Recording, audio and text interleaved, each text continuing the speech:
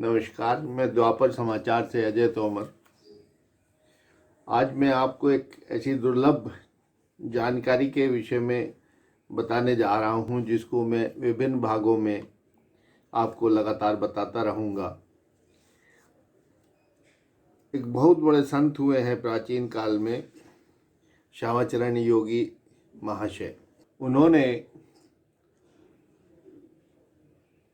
गीता की आध्यात्मिक व्याख्या करी, जिसको जानने के बाद में जिस पर आदमी ने जीवन को अगर उस आध्यात्मिक व्याख्या के हिसाब से चलाएगा तो व्यक्ति जो है अपने आप को जान सकता है कि वह कौन है। उनके अनुसार व्यक्ति को योग करने से पहले गीता की जानकारी होनी चाहिए और गीता की जानकारी से पहले व्यक्ति को शारीरिक रचना की जानकारी होनी चाहिए। आजकल जैसे जैसे योग का प्रचार प्रसार बढ़ता जा रहा है, वैसे वैसे योग को लेकर भ्रांतियां भी बढ़ रही हैं। कुछ लोग मात्र योगासन, हठ योग व प्राणायाम को ही संपूर्ण ज्ञान मान रहे हैं, लेकिन अगर हम योग का संपूर्ण विवरण जानने के लिए हम प्राचीन समय में जाएं तो भारत के इतिहास का अवलोकन करें तो गीता के 4 अध्याय के प्रथम व द्वितीय श्लोक के अनुसार विष्णु भगवान ने योग की संपूर्ण पद्धति विवस्वान को, विवस्वान ने मनु को, मनु ने इक्ष्वाकु को, इक्ष्वाकु ने ऋषि मुनियों एवं राजाओं महाराजाओं को पारंपरिक तरीके से मौखिक रूप से आगे बढ़ाया। द्वापर युग आते आते यह पद्धति लिखित में न होने के कारण प्राय हो गई। उसके बाद महापुरुष श्री कृष्ण ने दोबारा योग को द्वापर युग में महाभारत की लड़ाई में अर्जुन को गीता के उपदेश में दिया, जिसको महर्षि व्यास ने गीता ग्रंथ के रूप में समाज को दिया। उसमें उन्होंने योग के साथ यह भी बताया कि व्यक्ति के जीवन में 24 घंटे उसके शरीर पर किस किस क्रिया के रूप में महाभारत चलता रहता है। प्रत्येक मानव की बार बार मनोस्थिति बदलाव के कारण वह महाभारत के किस पात्र के रूप में कार्य करता है। श्रद्धे सदगुरु राही बाबा एवं योगी राज श्यामाचरण लाहिड़ी महाशय को श्रुत लेख व परमानंद जी द्वारा लिखित के अनुसार किसी भी मानव को योग शुरू करने से पहले शरीर की आंतरिक रचना की जानकारी आवश्यक होनी चाहिए। कोई भी मानव उपरोक्त जानकारी के बाद सद्गुरु के आदेशानुसार योग करना प्रारंभ कर सकता है। महर्षि पतंजलि ने योग को 8 भागों में विभक्त किया है। योग की शुरुआत करने से पहले किसी भी मानव को योगी राज श्यामाचरण लाहिड़ी महाशय के अनुसार शरीर की आंतरिक रचना की आध्यात्मिक जानकारी, वाचनिक ज्ञान एवं गीता का ज्ञान होना आवश्यक है। वाचनिक ज्ञान से यहाँ पे अभिप्राय है थ्योरेटिकल नॉलेज। किसी समय में इस आर्य भूमि भारतवर्ष में श्री कृष्ण नामीय स्थूल शरीरधारी एक सर्वशक्तिमान महापुरुष भूत हुए थे। उन्होंने अपने असाधारण शक्ति संपन्न कृति शिष्य अर्जुन को महाभारत कुरुक्षेत्र में ही गीता का ज्ञान दिया था। गीता का उपदेश करने के समय में श्री कृष्ण योगस्थ हुए थे और अर्जुन को भी योगस्थ किया था। योग अवस्था में सूक्ष्म शरीर में क्रिया होती है। उस समय एक क्षण के भीतर एक युग की क्रिया भी हो सकती है। गीता ब्रह्म विद्या स्वरूपनी है। गीता समुदय शास्त्र का सार है। गीता सर्वोत्तमुखी है। महापुरुष श्री कृष्ण ने खुद कहा है, गीता ज्ञान क्षमाश्रित त्रिलोकी पाल्याम में हम वस्तुतः गीता का ये यथा माम प्रपद्यन्ते तास्थैव भजमास्य हम। यह वाक्य प्रकृति सत्य है। गीता का पाठ जो जिस भाव से करेगा वह उसी भाव से इसको अपने अनुकूल में फलदायक रूप में देखेगा। गीता योग के लिए योग शास्त्र, दार्शनिक के लिए दर्शन, ज्योतिर्विद के लिए ज्योतिष, वैज्ञानिक के लिए विज्ञान, नैतिक के लिए नीति और साधक के लिए सदाचार है।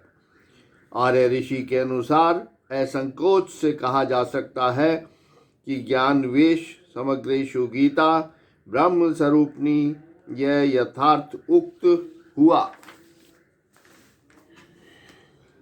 गीता जो योग शास्त्र और विज्ञान शास्त्र दोनों हैं, यह बात क्रियावान साधक को विशेष रूप से जानना आवश्यक है, क्योंकि यह मात्र गीता का आश्रय करके ही वे ज्ञान विज्ञानविद होकर परम कारण से लय कर सकेंगे।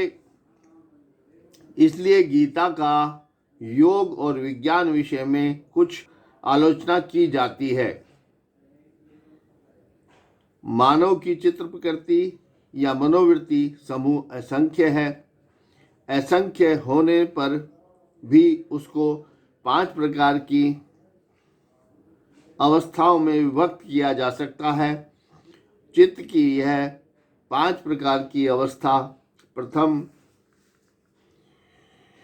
मन की अस्थिर चंचल अवस्था का नाम क्षिप्त अवस्था है। इस अवस्था में मन एक विषय ग्रहण और त्याग करने में व्यस्त रहता है, स्थिर नहीं होता।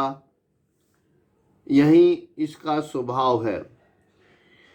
दूसरा है मूढ़, जब मन क्रम काम क्रोध निंद्रा तंद्रा आलस्य और प्रवृत्ति द्वारा अभिभूत होकर कर्तव्य ज्ञान शून्य होता है, तभी मन की मूढ़ अवस्था है।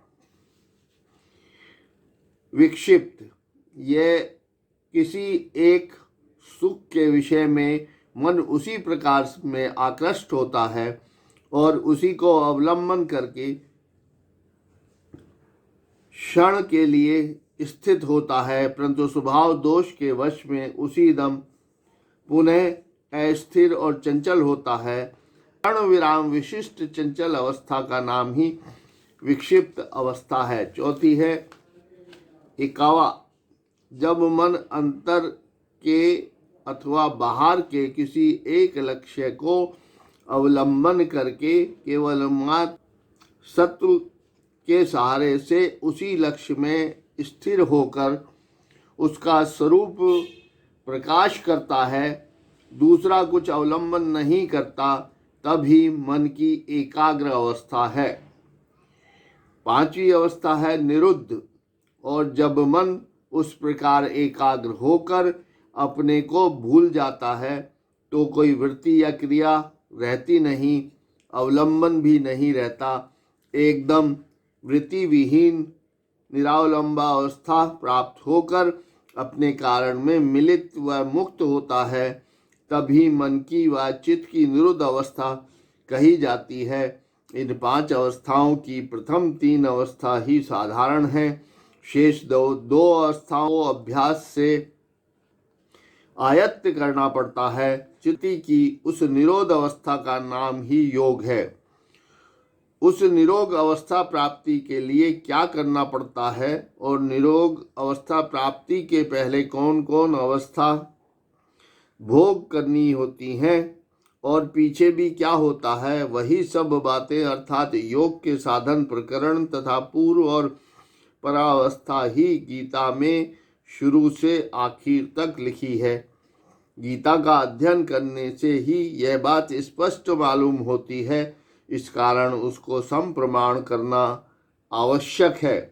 साधना की 3 अवस्थाएं हैं। पहले विश्वास करके क्रिया करनी होती है, उसी से विश्वास दृढ़ होता है, विश्वास दृढ़ होने से भक्ति का विकास होता है और भक्ति के परिपाक से ज्ञान का उदय होता है। साधना का यह विश्वास, भक्ति, ज्ञान ही यथाक्रम से गीता का क्रम, उपासना और ज्ञान, ये 3 अवस्थाएं हैं। गीता के प्रथम 6 अध्याय में कर्म, द्वितीय 6 अध्याय में उपासना और आखिरी 6 अध्याय ज्ञान हैं। गीता का एक के बाद एक अध्याय योग साधना का ही क्रम है। धन्यवाद।